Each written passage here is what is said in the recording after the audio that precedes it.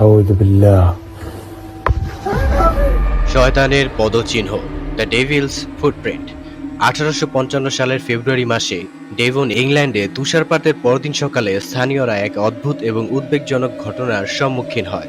প্রায় 100 মাইল বিস্তৃত একটি রহস্যময় পদচিহ্নের সারি তুষারের উপর দেখা যায়, যা একটি দেবতী প্রাণীর তৈরি বলে মনে করা হয়। এই পদচিহ্নগুলি প্রায় 4 ইঞ্চি লম্বা এবং 2.5 ইঞ্চি চওড়া ছিল। পদচিহ্নগুলির পথটি ছিল আরও রহস্যময়, কারণ এগুলো বাড়ির ছাদ, দেয়াল, এমনকি নদীও অতিক্রম করেছিল, যা দেখে মনে হচ্ছিল যে প্রাণীটি যে কোনো প্রাকৃতিক বাধা অতিক্রম করতে সক্ষম। এখন আসি আমরা শয়তানের কনসেপ্টে।